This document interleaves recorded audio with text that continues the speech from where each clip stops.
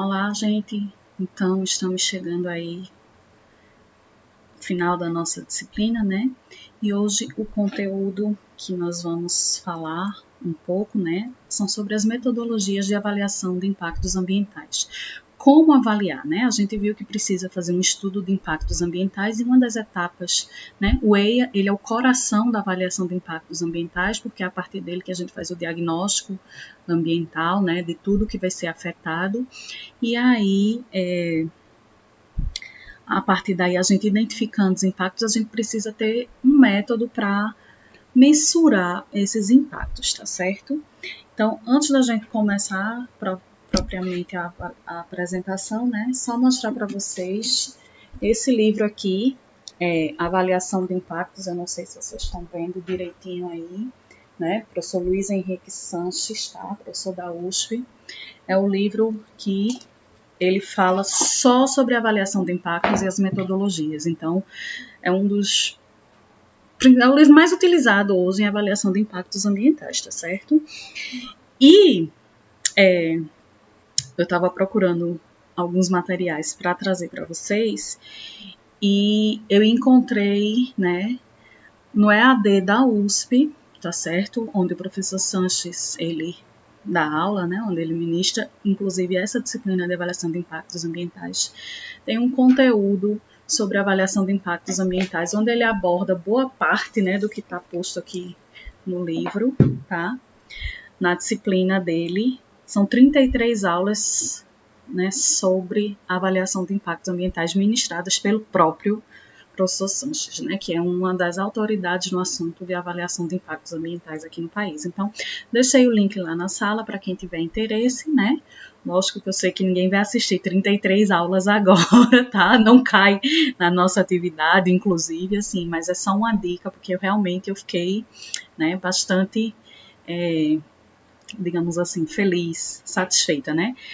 São oportunidades que o ensino remoto acabou trazendo para a gente, que a gente não teria. Quando é que a gente poderia assistir uma aula do professor que escreveu o principal livro de avaliação de impactos ambientais, né, do país, uma sumidade no assunto? Como é que a gente iria lá para São Paulo para assistir aula, né? E aí, por conta do ensino remoto, as aulas deles estão disponíveis na internet, lá no sistema de EAD da USP, tá bom? Então, é só uma dica, se alguém por acaso no futuro for trabalhar nessa área, né, já sabe que tem aí esse material, tá bom? Então, falando um pouco, logicamente que a gente vai falar brevemente aqui sobre as metodologias, não tem como a gente se aprofundar, né, em todas as metodologias. O ideal seria até a gente fazer uma simulação em alguma delas, mas aí eu vou mostrar para vocês no geral quais são, né, qual é o conceito básico de cada um, tá bom? Então, veja, a primeira coisa que a gente precisa fazer, né, isso é feito lá durante o estudo de impactos ambientais, é identificar os impactos nas diversas fases do empreendimento. Lembrando que o empreendimento ele começa lá desde o planejamento, né, no projeto, até o encerramento, tá? Então, a gente tem fase de planejamento, preparação, implantação, operação, que normalmente é a maior fase, é quando o empreendimento ele vai durar bastante tempo, né? E desativação e fechamento quando for o caso, né? Então, dependendo do empreendimento, né, eles têm essa fase de encerramento. Alguns empreendimentos eles vão durar a vida toda, amém, oremos, né? Mas devem estar previstos os impactos que podem acontecer para o encerramento dessa atividade, tá bom?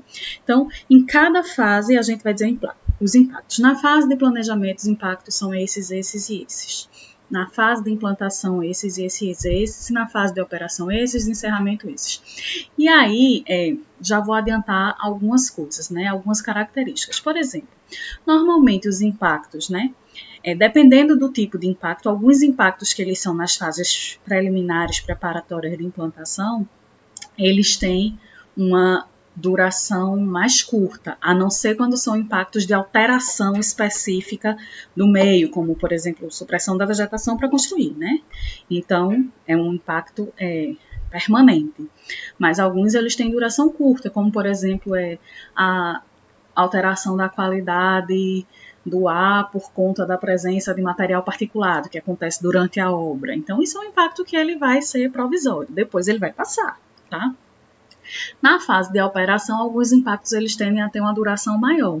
Estou falando isso por quê? Porque essa questão da duração, né, quanto tempo, da reversibilidade, são critérios que a gente deve avaliar quando a gente está analisando aí os impactos, tá bom? E aí, só para deixar, né, todo esse material, tá? Ele tá aqui dentro do livro, tá certo? Eu acredito que esse livro ele tem inclusive na Pearson, na biblioteca Pearson, aquela virtual que vocês têm lá no Key Acadêmico. Então, né, só para dizer, quando a gente vai descrever os impactos e suas consequências, eles têm que apresentar um enunciado sintético e que seja autoexplicativo, que a pessoa olhe e já entenda, não precise depois ter um texto explicando o que é. Então, destruição de acampamentos e aldeias pré-coloniais, né, explicativo, tá? E, pelo próprio título, a gente já entende que isso é um impacto negativo, porque a gente está falando de uma destruição, tá? Então, também tem que ter a questão, né, de ser indicativo dos sentidos das alterações, certo? Então, modificações do fluxo de veículos, tá? Esse aí já ficou um pouco subjetivo, porque essas modificações pode ser que diminua ou pode ser que aumente, né, o fluxo de veículos, né? Quem vai saber, né? Então, pode ser bom ou ruim. Então, precisaria dar uma ênfase maior, como, por exemplo, assim, aumento, né, ou diminuição do fluxo de veículos, aí a gente teria, né, ele completamente autoexplicativo, sem precisar de uma explicação depois, tá bom? Então, quando a gente descreve o impacto, é importante que a gente tenha esse cuidado aqui, que a gente coloca aqui no início, tá? E aqui é um exemplozinho, né, que foi retirado do livro e foi retirado também do projeto de transposição do Rio São Francisco. Posso deixar para vocês o RIMA do Rio São Francisco, para quem tiver curiosidade até mesmo de conhecer o projeto, né, que no fim das contas acaba beneficiando a gente, tá? Então, veja, como a gente falou lá no início, é importante dividir as fases, tá certo? Então, fase de planejamento, de construção, né, que é a implantação, e a fase de operação, tá certo? E aí, em cada fase dessa, tem uma lista aqui de impactos e quais são os impactos que vão acontecer em cada fase dessa. Então, por exemplo, introdução de tensões e riscos sociais durante a construção. Já está dizendo que é aí na fase de construção e também na fase de planejamento, né? Deixa eu ver aqui. Abastecimento de água das populações rurais. Então, durante o planejamento e a construção não vai ter abastecimento de água, mas na fase de operação, quando estiver pronto, vai ter o impacto de abastecimento de água, tá? E aí, para cada impacto, ele vai identificar em que fase acontece. Isso é só o início de identificação das fases. Depois ele vai pegar todos esses impactos e vai categorizar, vai avaliar propriamente, né? E aí a escolha do método vai depender do projeto, tá certo? Então, a gente tem aí os principais métodos de avaliação de impactos ambientais, segundo Moreira e segundo Sanches, né? São os métodos ad hoc, né? Aqueles que têm uma finalidade específica, que existem os especialistas em determinada área, tá? As listagens de controle, que é um método que é bastante utilizado também.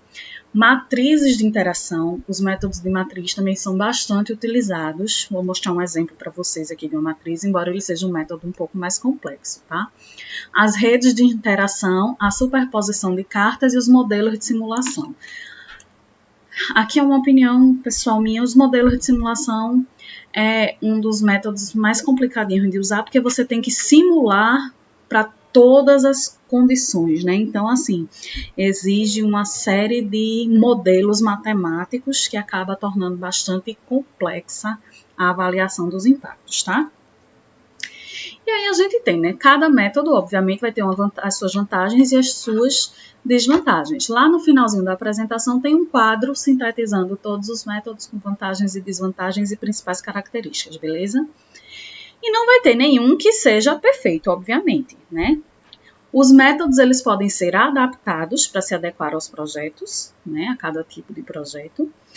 E é necessário que essa aplicação seja complementada com a descrição detalhada dos impactos sobre os meios físico, biológico e antrópico socioeconômico, que aí, além da descrição do diagnóstico ambiental, né, que está lá no estudo de impactos ambientais, os impactos sobre esse meio, eles precisam ser detalhados, tá? E aí o método ADOC, né? Falando um pouco sobre o primeiro método.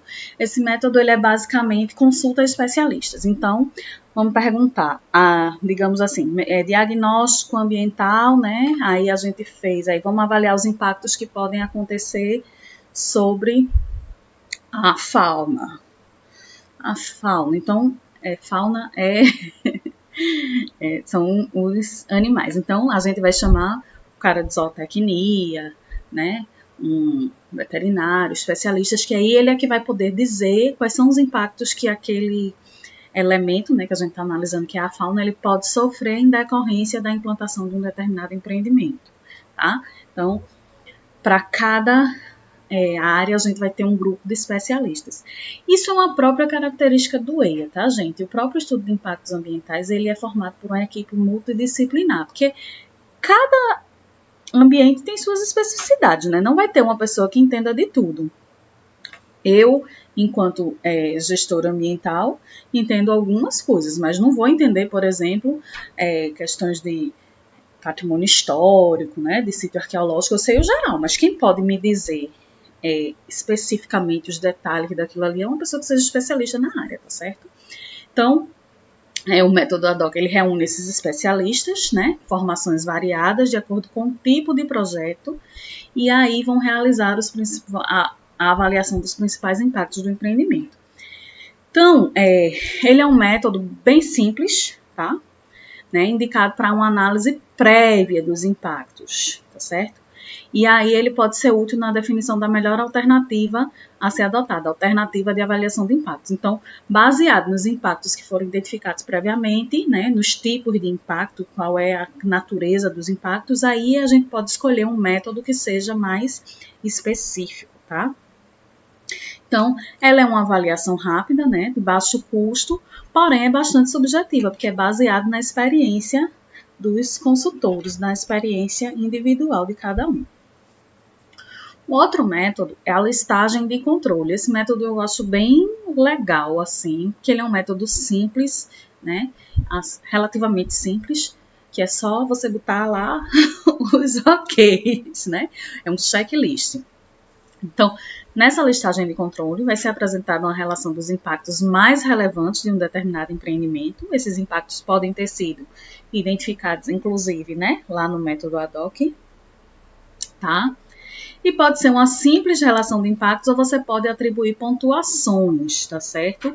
E essas pontuações, elas estão relacionadas à questão da magnitude. Magnitude é o quanto aquele impacto ele é grande ou pequeno, digamos assim. Então, por exemplo, que é um impacto, quando a gente vai ter assim, impacto ruído, né? Alteração da qualidade do ar na área por conta da construção, da presença de material particulado, poeira de obra. Isso é um impacto que, por conta da característica dele, que ele é um impacto que vai ter uma duração curta, que depois da fase de implantação ele vai deixar de existir, ele pode ser, isso a gente está considerando uma obra qualquer, tá certo? Eu posso considerar ele um impacto leve, de leve a moderado, tá? Mas vamos pegar esse mesmo impacto de alteração da qualidade do ar por conta da presença de material particulado numa atividade como uma pedreira. Uma pedreira, esse impacto, ele faz parte da atividade durante todo o processo de operação. Então, uma pedreira, ele já pode ser considerado um impacto grave, né? Por conta que ele tem uma duração permanente, ele vai existir para sempre enquanto a pedreira estiver em atividade. Então, a gente pode indicar aí a magnitude através de pontuações. Existem vários métodos de você pontuar, atribuir pesos, tá? E essas listagens, elas podem ser apresentadas também na forma de questionário, tá certo? Então, ela é, né, uma listagem simples, fatores e impactos ambientais, e ela traz aí, né, diversos, a memorização, possibilita a memorização de todos os fatores, porém não identifica se o impacto é direto ou indireto e não identifica essas características temporais e dinâmicas dos sistemas, que foi isso que eu falei. Mas a gente pode, né, atribuir esses pesos de magnitude, porém isso aí é uma coisa que seria uma adaptação do método. Mas a princípio ele só diz o impacto sim ou não, se esse impacto existe sim ou não, tá? Um exemplo é o método de Batelli, tá? É um método bastante utilizado, se vocês botarem aí na internet, eu acho que é um dos métodos mais utilizados, é o método de Batelli e a matriz de interação de Leopold, tá certo? São os métodos que mais se utilizam em avaliação de impactos ambientais. E aí um exemplo de listagem de controle, né? Então, aqui, né, questão de vetores, de doenças, proliferação de vetores e os impactos de um projeto. Então, é só fazer pergunta. Existe, para ver se esse impacto existe ou não, né? Existe na área problemas de doenças transmitidas por espécies vetores, tais como os mosquitos, pulgas e caracóis? Sim, não ou desconhecido? Não sei, né? E aí faz uma série de perguntas, né? O projeto vai resultar em aumento de habitat de vetores? Sim, não, não sei. Decréscimo, né? Vai diminuir a quantidade de habitat? Sim, não, não sei. Vai permitir o controle de vetores, e aí, a partir das respostas obtidas, você vai avaliar se esse impacto aqui ele tem uma relevância maior ou menor, tá? Outro exemplo aqui, né, da lista de checagem. Nesse caso aqui, ó, ele traz aí com peso, né, e nota, tá certo? Então, aqui a gente tem as consequências, né, os impactos, as consequências decorrentes aí. E, por exemplo, a gente vai dizer se existe impacto, né? Então, existe impacto sobre a pesca de peixes, se existir, marca. Existe impacto sobre a captura de caranguejos aqui, né? Claramente é alguma coisa relacionada a um projeto que envolve aí alguma coisa de orla, né? Captura de camarão, carcinocultura, vai existir impacto, então os impactos que existirem nessas etapas marcam. Vai dizer se o impacto é negativo, neutro ou positivo. E aí, a gente, né, o avaliador, a pessoa que está avaliando, ele vai atribuir um peso, entendeu? Então, por exemplo, na pesca de peixe, se for muito negativo, ele vai atribuir aqui menos 5. Se for mais ou menos, né, o impacto, mas não é tão grande, posso atribuir menos 1, menos 2, né? Se for um impacto positivo, então atribui aí valores positivos. Se não tem impacto, ele entra zero e a gente não vai marcar aqui, tá bom? É um modelo, mas lembrando que esses modelos, todos eles podem ser adaptáveis, tá? Matrizes de interação. Então, né, vocês estudaram lá em matemática o que é uma matriz, né? Uma matriz é formada por linhas e colunas, né? Então, as matrizes, elas permitem associar as ações de um empreendimento às características ambientais de sua área, né? A partir de uma lista bidimensional. Então, eu vou ter nas linhas uma característica e nas colunas, né, outra condição, né, as ações. Então, num dos eixos, a gente vai relacionar as características do ambiente e no outro, as ações do projeto nas diversas fases. Planejamento, implantação, operação, encerramento, etc. E aí, onde a gente tem a interseção dos dois eixos, né, a gente vai ter aí os impactos ambientais que devem ocorrer e essa avaliação, né, na matriz de interação, ela vai identificar quanto ao tipo, se é positivo, negativo, magnitude, duração, reversibilidade, todas aquelas características. Então, eu diria que as matrizes de interação talvez sejam um método, assim, que é um pouco mais complexo, porém mais efetivo. Lembrando também que é um pouco da minha experiência pessoal também, tá? Então, né, aí um resumo, né, é uma listagem de controle bidimensional, permite identificar os impactos diretos, e aí a desvantagem é que ela não identifica impactos indiretos, tá certo? E a questão da subjetividade na magnitude, de novo, é baseado na experiência do avaliador, tá? Tem uma boa visualização, é simples e tem um baixo custo de fazer. Então, assim, se vocês pegarem, né, a gente pega uma matriz, é super simples de fazer, tá? E aí, principal é a matriz de Leopold, junto com o método de Batelli, é um dos métodos mais utilizados para avaliação de impactos, tá? Então, aqui um exemplo de uma matriz de interação, né, durante a fase de implantação do terminal portuário. Então, tem que dizer qual é a fase, tá certo? Aqui, fase implantação. Aqui para baixo tem outros elementos nas outras fases, tá? Então, a gente vai dizer a natureza do impacto, né, se é positivo ou negativo, né, se ele ocorrer, e a possibilidade de ocorrência, se é certa, se é provável ou se é incerta. E aí, ó, tenho aqui, né, as atividades e qual é a característica ambiental que está sendo afetada. Então, por exemplo, clima, qualidade do ar, ruído, né? No meio físico. O recrutamento de mão de obra interfere aqui? Não, né? Implementação e operação do canteiro de obras vai interferir no clima e na qualidade do ar? Não, né? E aí a gente tem desmatamento e limpeza do terreno, interferindo aqui nesse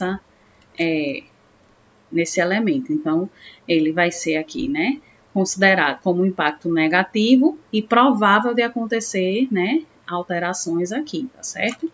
E aí é só ir avaliando em cada elemento, né, uso e ocupação do solo, utilização de áreas de empréstimo de jazidas minerais, aí é um impacto negativo, porém certo. Botar fora de material de limpeza do terreno e do entulho das obras, um impacto negativo e incerto, tá? Aqui, ó, impactos positivos, né? No Porto de Santos, o impacto positivo de recrutamento de mão de obra, positivo na questão de condições de vida da população, né? O recrutamento de mão de obra vai afetar positivamente as condições de vida da população e são considerados como impactos certos, tá? Então, assim, parece complicado, mas lá no fundo é bem simples. Bem simples assim, comparado com outros métodos, tá? E efetivo, que é o principal, assim, ele nos dá um resultado bem interessante. Outro método são as redes de interação. Então, a gente relaciona uma sequência de impactos a partir de uma determinada ação, né? São utilizados aí fluxogramas, basicamente, mostrando a cadeia de modificações que vai ocorrer, tá? Durante aí as diversas fases do empreendimento, tá certo? Então, é formado, né, a partir de um gráfico ou diagrama de cadeia de impacto. Tem a possibilidade de determinar impactos diretos e indiretos, tá certo? Porém, não detectam a importância relativa dos impactos, aspectos temporais e a dinâmica dos sistemas. Então, ó, aqui a gente tem, né, processo de urbanização sobre os processos de escoamento das águas superficiais. Então, aqui a gente tem a atividade, né, a urbanização, e o que é que vai acontecer? A urbanização vai gerar impermeabilização do solo, e aí a série de impactos que vem decorrente dele, né? Redução da taxa de infiltração, aumento do escoamento superficial, aumento do aporte hídrico para cursos d'água, aumento rápido da vazão dos cursos, que no final das contas pode gerar danos e perdas econômicas por conta das inundações, tá certo? Então, é uma forma, né, de você, a partir de uma atividade inicial, de um aspecto inicial, né, que vai gerar aí uma série de impactos, você cria a partir de um fluxograma. O método da superposição de cartas, ele se baseia, né, na sobreposição de mapas, tá? E aí você vai elaborar vários mapas da mesma área, cada um destacando um aspecto ambiental. Então, são vários mapas de solo, mapas de recursos hídricos, mapas disso, mapas daquilo, tá certo? Então, através dessa superposição, a gente vai identificar as áreas de maior valor ambiental, onde os impactos são mais significativos. Esse maior valor ambiental vai ser atribuído em função das características, né? Do tipo de solo, do tipo de vegetação, do tipo de clima, uma série de elementos, da existência de moradias, né? De comunidades, tá? Esse método da superposição de cartas, ele é bastante utilizado, principalmente, né? É semelhante ao que a gente usa para aterros sanitários, né? Que é o processo de seleção de área para localização de aterros sanitários. Às vezes, no processo de seleção de área é feita essa superposição de cartas, visando justamente identificar essas áreas, né, de maior valor ambiental, que aí no caso do aterro sanitário a gente não pode usar, tá? Então, é um método que é utilizado para o planejamento territorial, né? Ele envolve aí, a gente consegue abranger uma grande área do terreno usando mapas, tá? Na realização de diagnósticos ambientais e na definição de locais adequados para a implantação de determinados empreendimentos. Então, assim, ele não vai avaliar os impactos um a um, mas ele vai definir uma área onde os impactos eles tenham uma menor relevância. Então, definição de locais é o processo de seleção de áreas do aterro sanitário, como eu tinha falado, né?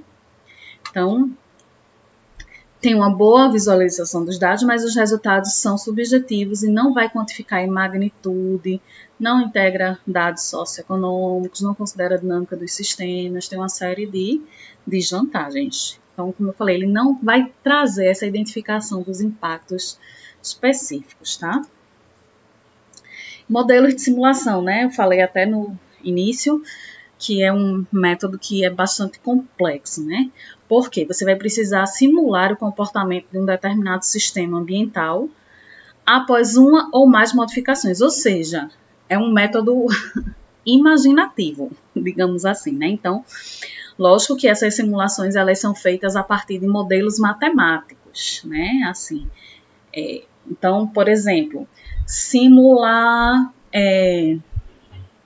a questão da dispersão de poluentes, né, no solo. Existem métodos matemáticos, existem programas, inclusive, que você coloca lá as características do poluente e ele vai calcular para você como é que aquele poluente vai se comportar no solo, tá?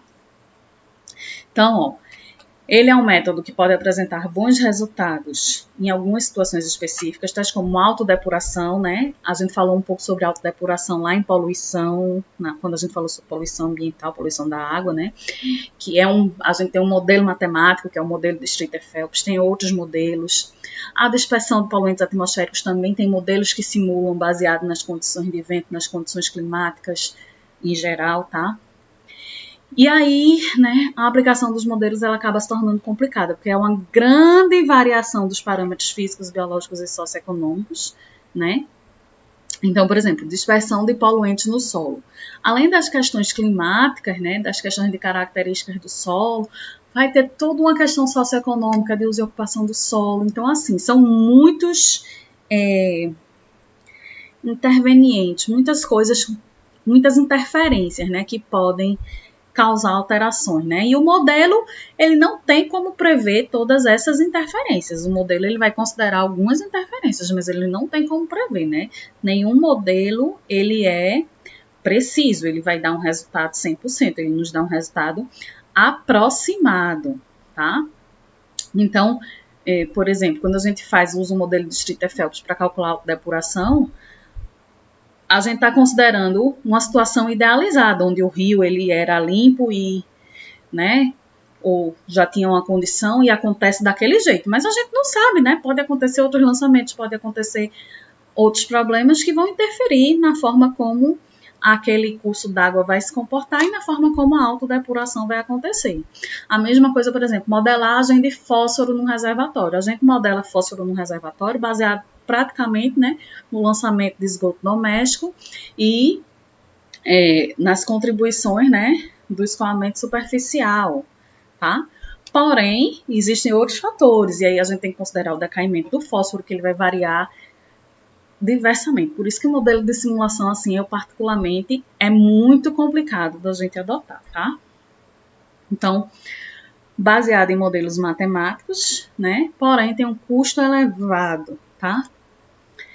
E aí, sobre o processo de avaliação de impacto, né, considerando qualquer das metodologias que seja, qualquer uma das metodologias, é importante que a gente tenha aí dois critérios, né? A participação popular, ela vai nos permitir ter uma maior visualização, né, para os impactos locais. Então, as pessoas que vivem naquela área que vai ser afetada, né, que vai receber os impactos diretos, né, elas é que podem dizer o que vai afetar no dia a dia, na rotina, no meio ambiente que está ali ao redor, porque elas é que estão lá, elas que conhecem lá, tá certo?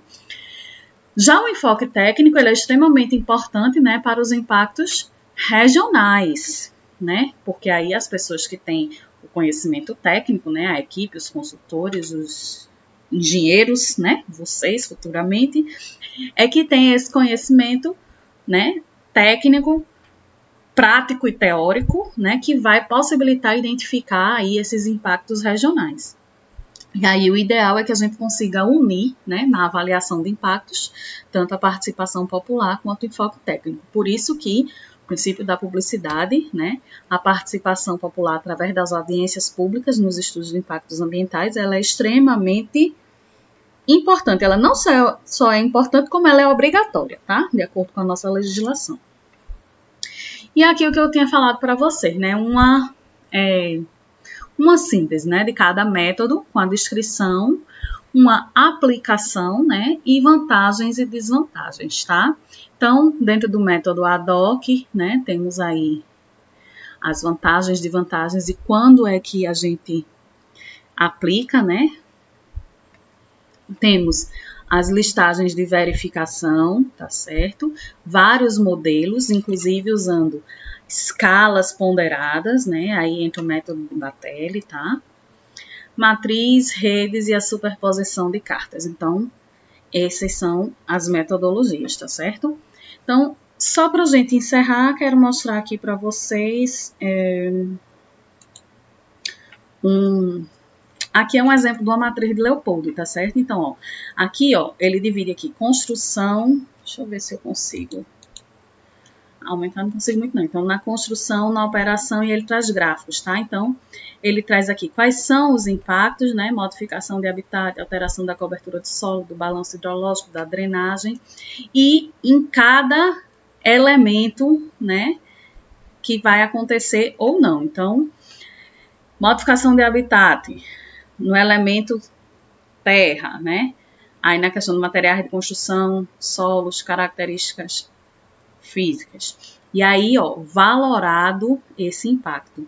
E aí, ó, essa valorização do impacto, né, a gente vai ter através de uma fórmula, tá certo? Que é esse quadro aqui. Então, a gente avalia, né? Lembrando, isso aqui é o exemplo da matéria de Leopoldi, tá? Caráter, importância, cobertura, duração e reversibilidade. Então, caráter, a gente vai dizer se é positivo, neutro ou negativo. Importância, alta, média ou baixa. A cobertura, se for regional, local ou pontual. Tá? Duração, permanente, média ou curta. E a questão da reversibilidade, tá certo? E aí, atribuídos esses valores aqui, a gente vai aplicar aqui na fórmula, tá? Onde a gente tem o impacto, ele vai ser valorado em caráter, né? Vezes todos esses outros elementos aqui. Observe que os outros vão de 1 a 3, apenas caráter que é 1 e menos 1, tá? Então, se você pegar aqui, né? Foi um impacto negativo, menos 1 vai entrar aqui, todos os outros vai dar um valor positivo, menos 1 vezes esse valor que dá positivo dá menos. Então, a gente sabe que esse valor vai ser negativo. Então, digamos que todos esses itens aqui foram avaliados com 1. 1 mais 1 mais 1 mais 1, né? Vai dar 4, vezes menos 1, que é negativo, menos 4, tá? À medida que esses impactos, eles aumentam, né? Digamos que seja tudo 3, ó. Então, a gente vai ter aqui, ó, 12. Então, posso ter um impacto que vai ser avaliado como menos 12. Então, ele é mais negativo do que aquele outro que eu disse, né? Que seria um impacto menos 4, tá certo? Então, o menos 12 ele é um impacto pior, de maior magnitude, mais significativo, mais, digamos assim, relevante, tá? E aí, né? Aqui no exemplo, ele traz nas diversas fases, né? A gente vê aqui, ó, por exemplo, tem um aqui que são bastante zeros, né? Que são impactos neutros, tá? E aqui alguns gráficos, observem, né, que a gente tem aí, ó, aqui na fase de construção, a gente tem 5 impactos positivos e 74 impactos negativos nesse projeto aqui, né? Então, na fase de operação, 22 positivos e 63 negativos. Então, tá meio não recomendado, né? Porém, quando a gente vai lá pro final, tá? Temos aí nas características físicas e químicas, né, nas condições biológicas, ó, biológicas 0 positivo e tudo negativo, né, ou neutro. E aí a gente vem aqui, ó, fatores culturais, tá? Então, positivos 4, 20, negativo aqui 1 e 6. Então, os positivos são bem maiores. Então, esse aqui provavelmente é um projeto, eu não sei exatamente qual é o projeto, tá, gente? Qual foi essa atividade, mas é um projeto aí que ele provavelmente traz bastante benefícios sociais. Se vocês analisarem o RIMA do São Francisco, vocês vão identificar mais ou menos uma situação parecida com essa, tá certo? Os impactos negativos, eles são muitos em números, né? Porém, foi considerado que os benefícios sociais, né, questão da melhoria da distribuição de água para as regiões, né, do sertão principalmente, seria um impacto positivíssimo, que supera todos os outros impactos negativos, tá? Então, acho que por hoje é só. Vou deixar lá na sala essa matriz para quem quiser olhar, né? Quem tiver curiosidade. Vou deixar o PDF, vou deixar uns artigos e vou deixar também o Rima do São Francisco, tá bom? Então, até a próxima.